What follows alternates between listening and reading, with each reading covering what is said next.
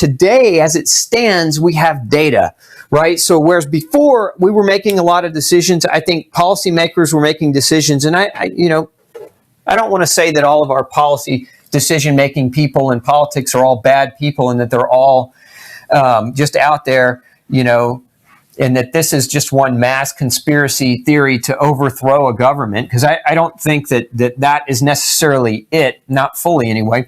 I think what's happened is we were trying to do some things to prevent the potential possibility, because the original model, right, if you remember the original model, which was out of Johns Hopkins hospital systems, was showing. So the original model of disease was showing that we were going to be 1 to 2 million deaths in the U.S. by this point. That obviously has not happened. The model was wrong. So the model was totally broken. The model, models can be manipulated based on the numbers that you crunch into them. And so, I would question the person who did the model, and I would question the people who followed the model, and I would question the people who followed the model originally, who are still trying to follow the model when the model has turned out to be wrong. And what did the model say? That if we would shelter in place, we could flatten the curve, and we could not overwhelm the hospitals, and we could save lives. And if we did those things, all would be well, and we could get through this. But what's actually ended up happening now is you've got money incentivizations to hospitals. You've got the shelter in place that will never end. When is this going to end? Because now what's happened is in the name of saving lives, right, by flattening the curve, what have we actually done? I said this last week, that the suicide rate in Tennessee in one county was greater than the quantity of COVID deaths. And so when does the shelter in place end, and who are we really saving? Because what we're actually doing is we're creating bankruptcies on a massive scale. And businesses that have been in business for decades are now going out of business. We're affecting people's livelihood in the name of COVID. And in the name of saving a few people, we're destroying businesses. We're destroying lives. And when we destroy businesses, we destroy lives. And when we destroy the economy, we destroy lives. So a lot of this doesn't add up, because if the whole intention in the very beginning was that we couldn't stop the spread of the disease, all we could really do was flatten the curve. And we have flattened the curve. And so now that the curve is flattened, why are so many governors and mayors coming out and declaring orders, draconian-like orders, to arrest people? There was a father arrested for throwing the ball to his daughter in a park, in a huge park where there was nobody out there. There were attempted arrests made on beaches. There have been arrests made for people deviating too far away from their home. There are threats that people are going to be arrested if they're conglomerated in greater than groups of 10 to have church services.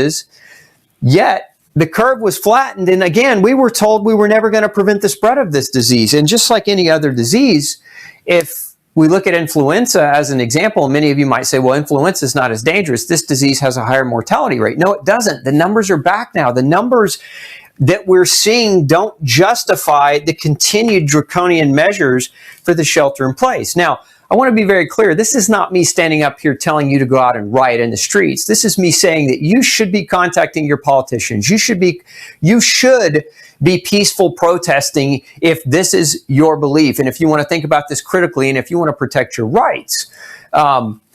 Because what's happening with the shelter in place is this actually, it's illegal. This emergency doesn't just immediately magically make your constitutional rights go away. And so your constitutional rights still exist. And what you've got now are mayors and different governors that are illegally forcing you to stay in your home. Now, we could talk about the health ramifications of staying at home, right? When you're in your house and you're not outside, you reduce vitamin D, one of the major substances that we know can actually prevent inflammatory respiratory disease. When you stay at home, you increase massively the quantity of stress, isolation stress. And we know that stress, biochemical stress, causes nutritional loss, nutritional deficiencies. Vitamin C deficiency is depleted. Magnesium is depleted in times of intense stress.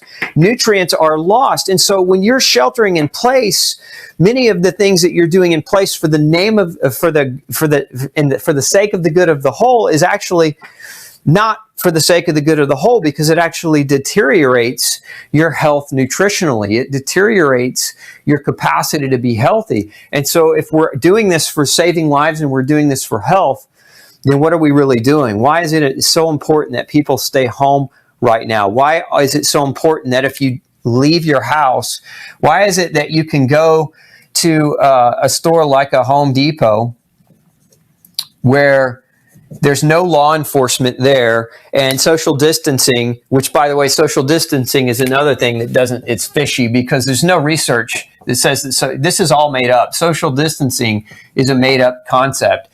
There's no studies that show that social distancing prevents the spread of a viral vector of disease. None at all.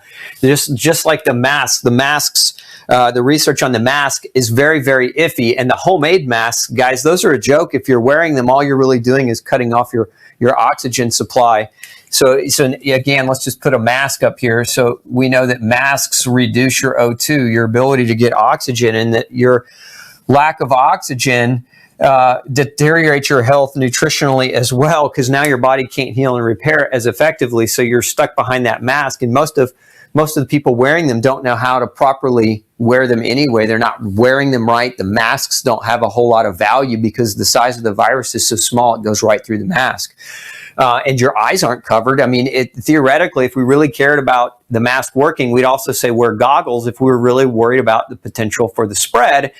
If indeed masks work, goggles would be necessary. But the other thing is, look at all the politicians that are standing up there telling you how you need to stay home when they're not home. Look at all the politicians standing up there saying how you need to wear masks and social distance when they're talking to you. They got people all around them touching them, right? Not wearing a mask, not wearing gloves, not social distancing. What's good for the goose is good for the gander. If it's really about the threat, then why isn't everybody taking the threat equally as serious? And so these are just questions that I have. These are the things that make me think this whole thing is pretty fishy.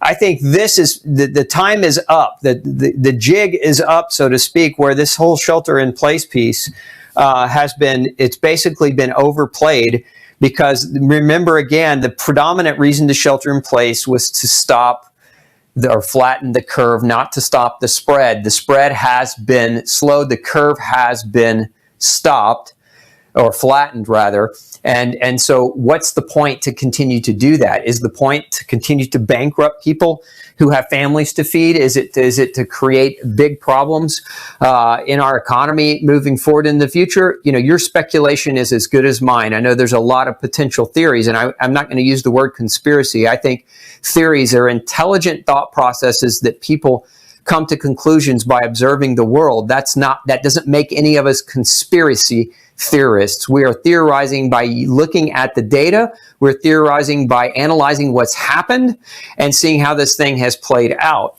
And so again, I go back to the data. What is the mortality rate of this virus? Some are speculating that it's 0.1%, that it's as low as that. That's not what we were originally told. We were originally told 1 to 2%, maybe even higher. This is much, much lower.